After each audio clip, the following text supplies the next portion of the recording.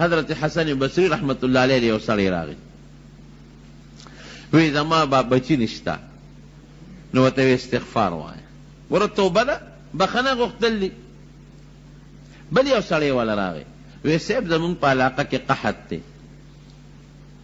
اوبه نشته ګیا نشته وی استغفار له زور ورکړي. بل یو سړی والا راغی وی صاحب بے مال یم کمزور یم غریب یم فقیر یم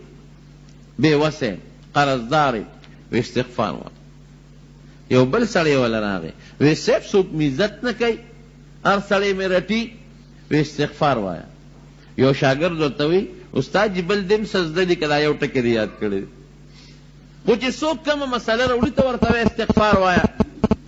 حسن بصری رحمت الله علیه ورته وی الله په قرآن کې د دې استغفار د دې بخنې غوښتې او د توبې اوه وعدې کړي دي اوه وعدې. فقلت استغفروا ربکم انه کان غفارا. الله نه بخنه وغواړئ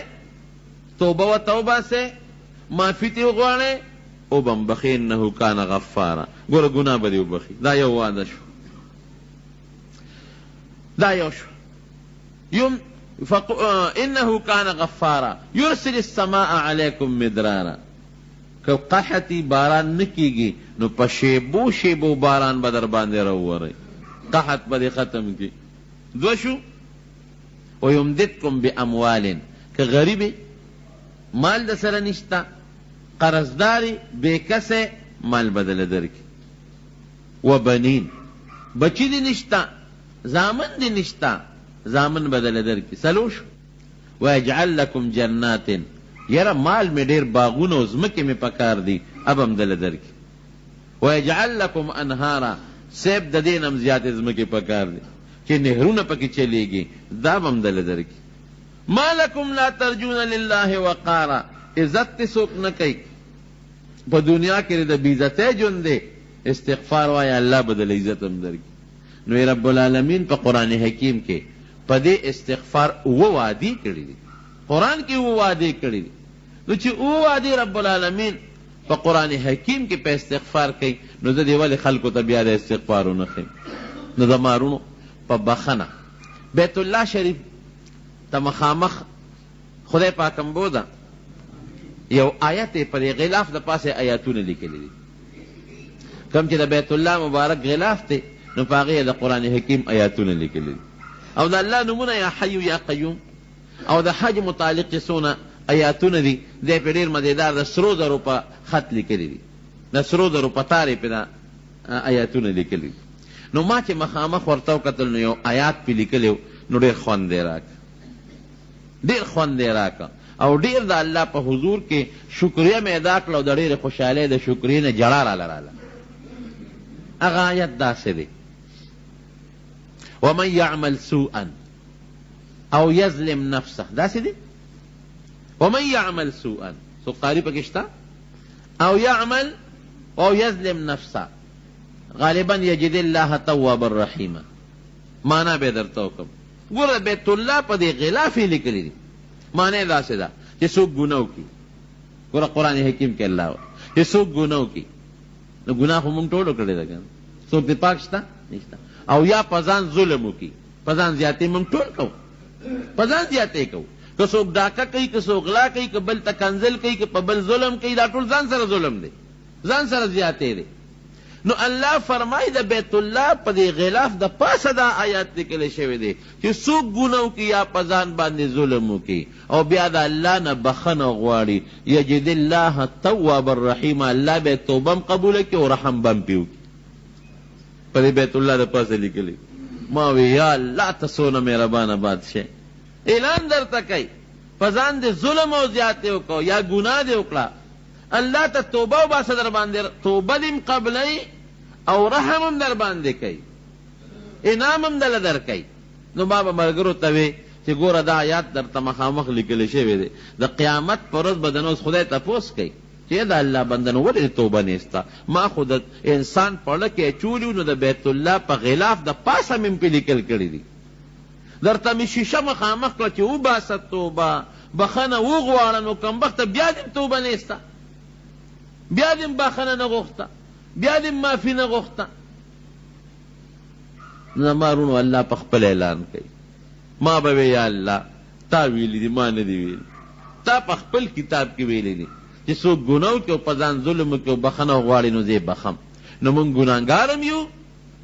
موږ په ځان ظلمونه هم کړي دي او موږ دنه بخښنه هم غواړو نو پروردګاره زموږ مغفرت نصیب کړي دا به د الله په حضور کې سوال کوي زما ورو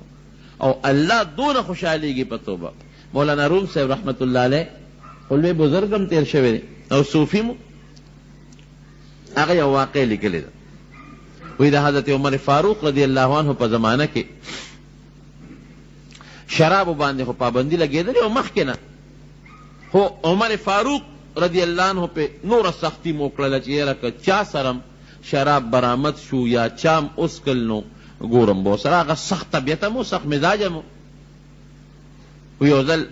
د مدینې منورې په یو لاره په یو کوڅه کې را روان دی یو سړی د یو یهودي د کوره راووت او لاس کې شراب بوتل نیولی چې څنګه هغه راووت او د شراب بوتل ورسره دی د هغه څه خیال دی چې ما به څوک وویني چې وی کتل حضرت عمر فاروق رضی الله عنه په نظر ورغله بس بادشاہ په خپل امیر المؤمنین ولید بوتل یې زر راواغېشته صادر کې ونغښته او ترخ کې ومنډه او په دې زړه کې وی چې الله اوس راته معافي وکړې نو زما د توبې که بیا مې شرابو له ګوتې مې یوړی ځکه به یو انسان ګواه راشي نو دا خو په ما باندې امیر المؤمنین په خپله ګواه دی دې په خپله ولیده بل چا خو نیم نه دی هغه په خپله ولیده ما هغه دی را روان دی او عمر فاروق رضی الله عنه چې دی ولید چې شراب بوتل ورته پسې راتېر شو ودرېږه هلکه څه کوې دې ورسره پېږي دغس لاسونه یې لچي څه دي در سره څه نشته اعتراف کې دي سري صادر دی جی صادر کې سري جی بوتل دی پکې بوتل کې سري پی دی پکې جی اوس ګوره دروغ وایي چې ځان به په دې بچ کړم او جالي اوس غریب پی دی پکې نو پی خلک لاس کې نیسي که پی خلک په صادر کې بندوي وی جی ګرم دی که نه ګرم دی نو ماتې صادر ته وکړی یو خایا نو هغې غریب هغه صادر اوس لاس یې چې صادر کولاوی چې خو شراب بوتل دی دروغ مې لا بیل وی چې پی دی پکې چې صادر یې سینګ کولاو که او بوتل ته یې ګوته کړې ډس شو چې بوتل ته لاندې پرېوت چې پرېوت بوتل صاحبه پی ته وبېدل پی ته وبېدل او داسې پی ته وبتل چې هسې لوخړې ووالې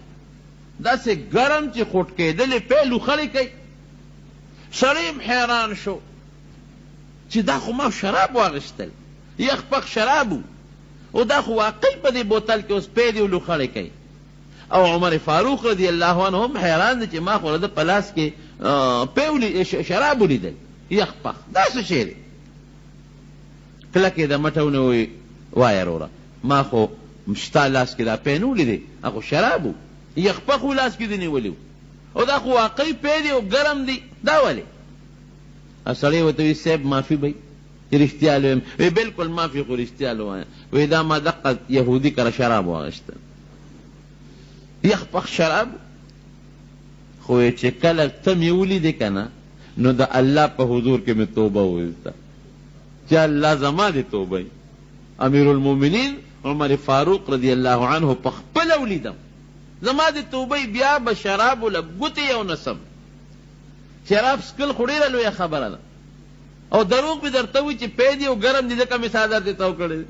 نو دا زما د هغه توبې برکت و چې رب العالمین زما حیا وساتله حضرت عمر فاروق رضی الله عنه ورته وایي چې بېشک ستا د توبې د برکت نه خو الله ستا د شراب په دې پیو بدل کړل ستا حیا الله وساتله نو وی دا سره تعجب خبره نه ده ځکه پیم یو سیال بیدون کې شی دی او شراب هم اوبه دي سیال بیدون کې شی دی نو که یو په بل بدل شي الله کولی شي خو ډېر تعجب په دې دی